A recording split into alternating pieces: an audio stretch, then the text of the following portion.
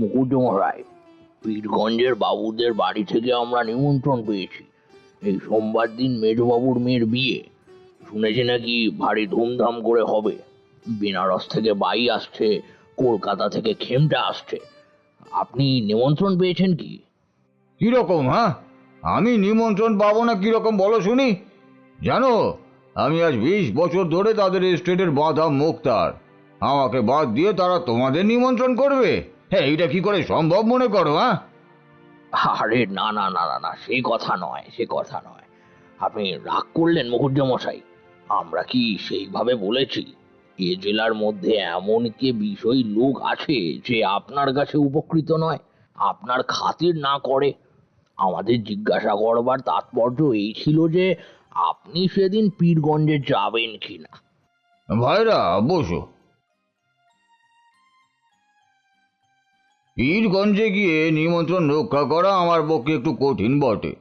সব মঙ্গল দুটো দিন কাছারি কামাই হয়, অথচ না গেলে তারা ভারী মনে দুঃখিত হবে। তা তোমরা যাচ্ছ তো সকলে? যাওয়ার তো খুবই ইচ্ছে, কিন্তু অত দূর যাওয়া তো আর সোজা নয়।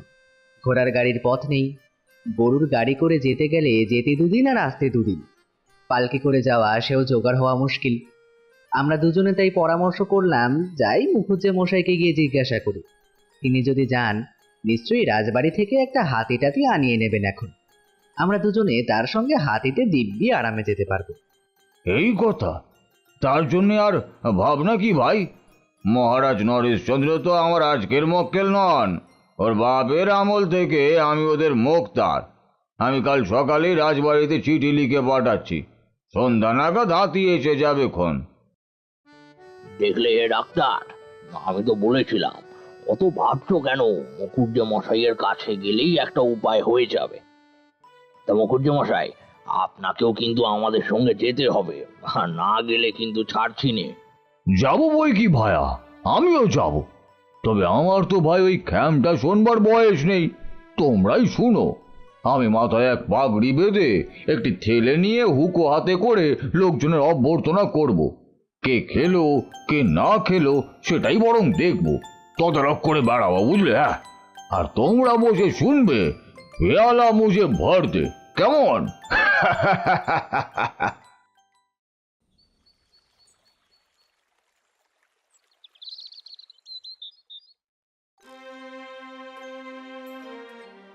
হ্যাঁ, বলুন বলুন।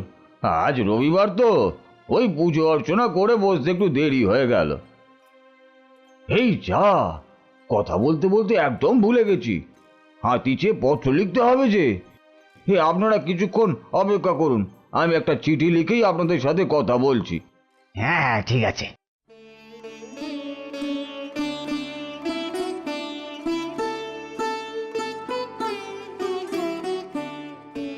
রামু, রামু, একবার এখানে আয়।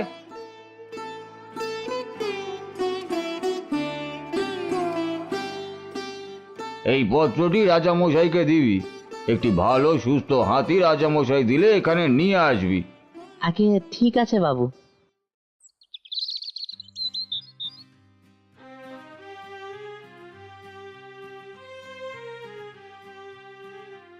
প্রতি রবিবার বিকেলে পাড়ার যুবক বুড়ো অনেকেই মোক্তার মশাইয়ের বৈঠকখানায় জড়ো হয়ে তাস পাশা প্রভৃতি খেলে থাকেন। আজও সেই রকমই অনেকে আগমন করেছেন। আগের দিনে ডাক্তারবাবু এবং উকিলবাবুও আছেন। সন্ধ্যার কিছু পূর্বে জয়রাম বৈঠকখানায় বসে পাশা খেলা দেখছেন। এমন সময় সেই পত্রবাহক চাকরটি ফিরে এসে বলল, হাতি পাওয়া গেল না বাবু। হ্যাঁ, পাওয়া গেল না? তাই তো, সব মাটি তাহলে। কেন রে, হাতি পাওয়া গেল না কেন? চিঠির জবাব এনেছিস তো? আগে না, দেওয়ানজিকে চিঠি গিয়ে দিলাম। তিনি চিঠি নিয়ে মহারাজের কাছে গেলে খানিক বাদে ফিরে এসে বললেন, বিয়ের নেমন্তন্ন হইছে, তার জন্য হাতি কেন, গরুর গাড়িতে যেতে বলো। হাতি দিল না? এই হাতি দিল না? কি কি সত্যি হাতি দিল না?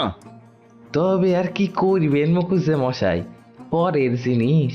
একখানা ভালো দেখে গরুর গাড়ি ভাড়া করে নিয়ে রাত্রির 10টা-11টার সময় বেরিয়ে পড়ুন, ঠিক সময় পৌঁছে যাবেন। ওই ইতিমধ্যেই শেখ একজোড়া নতুন বলদ কিনে এনেছে, খুব দ্রুত যাই। না, গরুর গাড়িতে চড়ে আমি যাব না। যদি হাতি চড়ে যেতে পারি তবেই যাব, নইলে এই বিবাহে আমার যাওয়াই হবে না। শহর থেকে 2-3 ক্রোশের মধ্যে 2-3 জন জমিদারের হাতি ছিল। সেই রাত্রেই জয়রাম সব জায়গায় লোক পাঠিয়ে দিলেন, যদি কেউ হাতি বিক্রি করে তবে তিনি কিনবেন। রাত 2 প্রহরের সময় একজন ফিরে এসে বলল, বীরপুরের উমাচরণ লাহিড়ীর একটি মাদি হাতি আছে, এখনো বাচ্চা। তিনি হাতিটি বিক্রি করবে, কিন্তু বিস্তর দাম চায়। কত? 2000 টাকা। খুব বাচ্চা? না, আগে সোয়ারি নিতে পারবে। কুছ পারবা নেই, তাই কিনবো। এখনই তুমি যাও, কাল সকালে যেন হাতি আসে। লাহিড়ী মশাইকে আমার নমস্কার জানিয়ে বলো হাতির সঙ্গে যেন কোনো বিশ্বাসী কর্মচারী পাঠিয়ে দেন, হাতি দিয়ে টাকা নিয়ে যাবে, কেমন?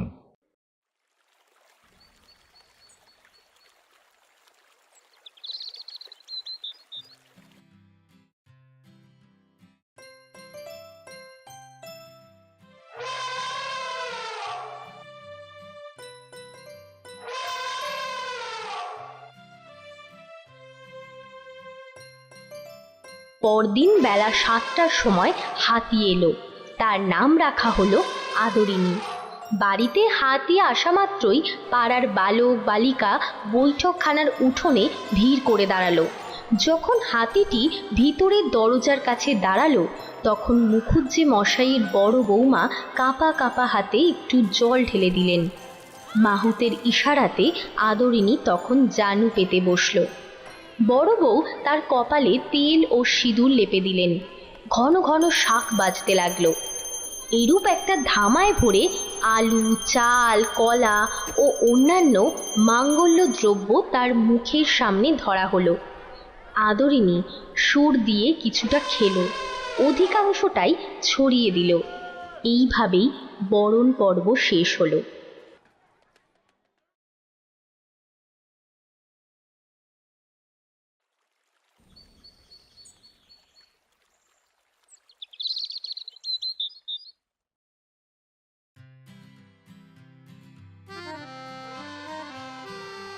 নিমন্ত্রণ রক্ষা করে পরদিন হাতি চড়ে মহারাজ নরেশ চন্দ্রের সাথে দেখা করতে গেলেন।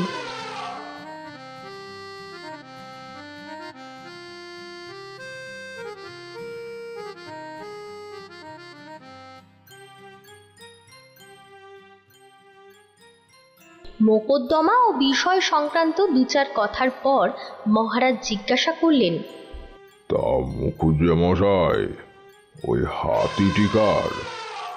আগে হুজুর, বাহাদুরেরই হাতি। আমার হাতি? কই, ও হাতি তো কোনোদিনও আমি দেখিনি। কোথা থেকে এলো? আগে বীরপুরের উমাচরণ লাহিড়ীর কাছ থেকে কিনেছি। আপনি কিনেছেন? আগে হ্যাঁ। তবে যে বললেন আমার হাতি? যখন হুজুর বাহাদুরের দ্বারাই প্রতিপালিত হচ্ছি আমি, যখন আপনার, তখন ও হাতি আপনার বই আর কার? হ্যাঁ। সন্ধ্যার পর ঘরে ফিরে বৈঠকখানায় বসে রাজবাড়ির সব ঘটনা বলে মন থেকে সমস্ত ক্ষোভ লজ্জা ভুলে গিয়ে কয়েকদিন পর আজ তার সুনিদ্রা হলো। এই ঘটনার পর 5 বছর কেটে গেছে।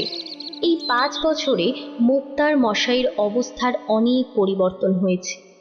এখন নতুন নিয়মে পাশ করা শিক্ষিত মুক্তার জেলা কোর্টে ভরে গেছে। ওনার উপার্জন অর্ধেকের থেকেও কম হয়ে গেছে। বহু অসুবিধার জন্য অবসর নেবেন বলে তিনি স্থির করেও ছেলেরা অকর্মার জন্য নিতে পারেনি। এই সময় দায়রায় একটি খুনি মোকদ্দমা উপস্থিত হলো। আসামি জয়রাম মুখুজ্জেকে নিজের মোক্তার হিসেবে নিযুক্ত করলেন। এই কেসে জয়রাম মুখুজ্জে নিজের মক্কেলকে নির্দোষ হিসেবে প্রমাণ করলেন। মোকদ্দমার শেষে তিনি কাগজপত্র বাঁধছেন, এমন সময় জজ সাহেব পেশকারকে জিজ্ঞাসা করলেন, এই উকিলটির নাম কি? ওর নাম জয়রাম মুখার্জি। উনি উকিল নহেন, মুক্তার।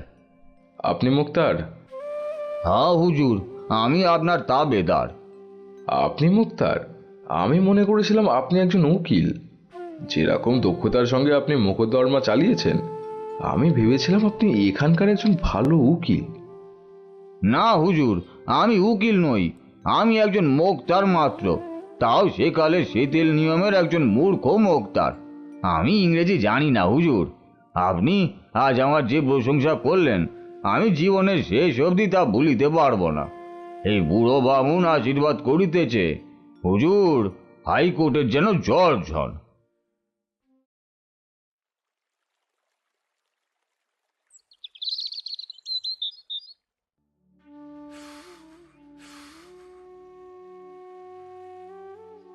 কি অত ভাবছেন? কপালে যা তাই হবে, চিন্তা করে কোনো লাভ নেই মশাই। আমি আর ভাবতেও পারছি না কি করে সংসার চালাবো। অতগুলো পেট আবার আমার আদরিনি। হাতেটি আর কেন, ওকে বিক্রি করে ফেলুন। মাসে 30-40 টাকা তো আপনার বেঁচে যাবে। তার চেয়ে বলো না, তোমার এই ছেলে পিলে নাতিপুতিদের খাওয়াতেও তো অনেক টাকা ব্যয় হয়ে যাচ্ছে, ওদেরকেও একে একে বিক্রি করে ফেলো। আর বিক্রি করতে হবে না, বরং হাতিটাকে ভাড়ায় খাটাতে পারেন তো, তাহলে কিছুটা সাশ্রয় হবে। হ্যাঁ, এই কথাটা তুমি ঠিক বলেছ, তাহলে আমি তাই করি। একটি বিজ্ঞাপন লিখে ছেপে শহরের প্রত্যেক ল্যাম্পপোস্টে, রাস্তার ধারের গাছে এবং অন্যান্য প্রকাশ স্থানে এঁটে দেওয়া হলো। বিজ্ঞাপনের ফলে মাঝে মাঝে লোক হাতি ভাড়া নিয়ে গেল বটে, কিন্তু তাতে 15 থেকে 20 টাকার বেশি আয় হলো না। কিন্তু সময় ক্রমে ক্রমে জয়রামের সংসারে আরও অভাব নেমে এলো। এর মধ্যেই আবার বড় নাতনির বিবাহ ঠিক হলো। অনেক টাকার দরকার, তাই বন্ধুদের পরামর্শে নিজে না চাইতেও আদরিনীকে বিক্রি করে দেবে বলে ঠিক করল। তিনি মন মরা হয়ে গেলেন, শুধু দু চোখ দিয়ে জল পড়তে লাগলো। যেদিন আদরিনীকে বিক্রি করতে যাওয়া হবে বলে স্থির হলো, ওই দিন জয়রাম আর তার কাছে যেতে পারল না। এদিকে আদরিনীও যাওয়ার সময় চোখ থেকে অঝরে জল পড়তে লাগলো। বাড়ি থেকে হাতি যেতে নাতনি কল্যাণী দৌড়ে দাদুর কাছে গিয়ে বলে,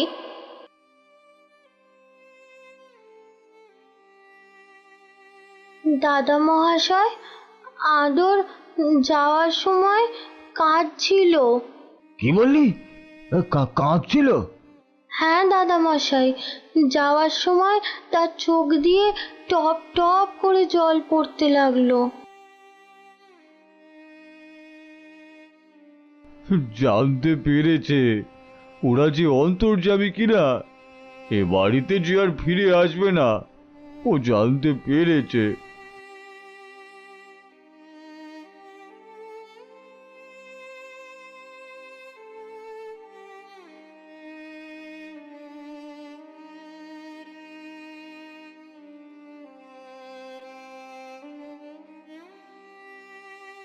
যাওয়ার সময় আমি তোর সঙ্গে দেখা করলাম না, সে কি তোকে অনাদর করে রে মা? না মা, তা নয়, তুই তো অন্তর্যামী, তুই কি আমার মনের কথা বুঝতে পারিসনি? খুকির বিয়েটা একবার হয়ে যাক, তারপর তুই যার ঘরে যাবি তাদের বাড়ি গিয়ে আমি তোকে দেখে আসবো। তোর জন্য সন্দেশ নিয়ে যাব, রসগোল্লা নিয়ে যাব। যতদিন বেঁচে থাকবো মনে করো অভিমান করিস নে মা।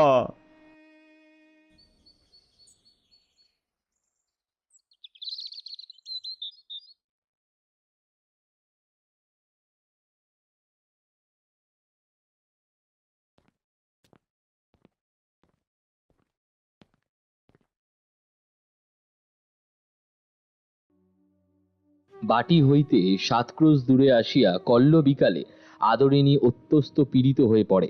সে আর পথ চলিতে পারে না। রাস্তার পার্শ্বে একটা আম বাগানে শুইয়া পড়িয়াছে। তাহার পেটে বোধ হয় কোনো বেদনা হইয়াছে। সঁটি উঠাইয়া মাঝে মাঝে কাতর স্বরে আর্তনাদ করিয়া উঠিতেছে। মাহুতো যথাবিদ্যা সমস্ত রাত্রি চিকিৎসা করিয়াছে, কিন্তু কোনো ফল হয় নাই। বোধহয় আদরিনী আর বাঁচিবে না। যদি মারা যায় তবে তাহার শবদেহ প্রথিত করিবার জন্য নিকটেই একটি জমি বন্দোবস্ত লইতে হইবে। সুতরাং কর্তা মহাশয়ের অবিলম্বে আসা আবশ্যক। আমার গাড়ির বন্দোবস্ত করে দাও, আমি এক্ষুনি বেরোবো। আদরুনি রসুক, যন্ত্রণায় সে ঝটপট করছে। আমাকে না দেখতে পেলে সে সুস্থ হবে না। আমি আর দেরি করতে পারবো না।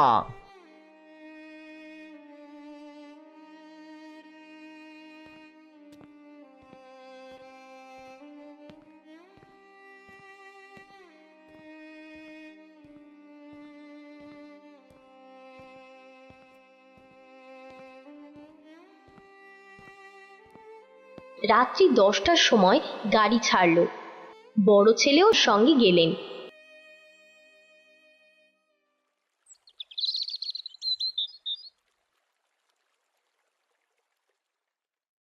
পরদিন সকালে গন্তব্য স্থানে পৌঁছে বৃদ্ধ দেখলেন সব শেষ হয়ে গেছে। আদরিনী আর নেই। সেই বিশাল দেহটা আমবনের ভিতরে পড়ে রয়েছে, তাজ নিশ্চল, নিষ্পন্দ। বৃদ্ধ দৌড়ে গিয়ে হাতির শবদেহের ওপরে লুটিয়ে পড়ল। তার মুখের কাছে মুখ রেখে কাঁদতে কাঁদতে বারবার বললেন,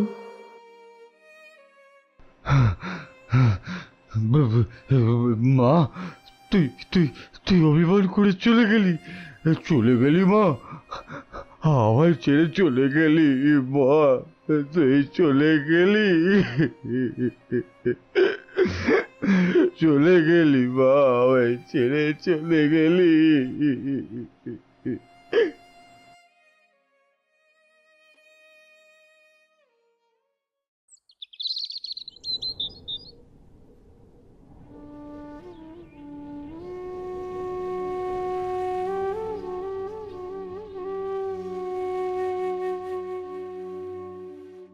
এই ঘটনার পর দুঃখে আর শোকে মাত্র 2 মাস মুখোপাধ্যায় মহাশয় জীবিত ছিলেন।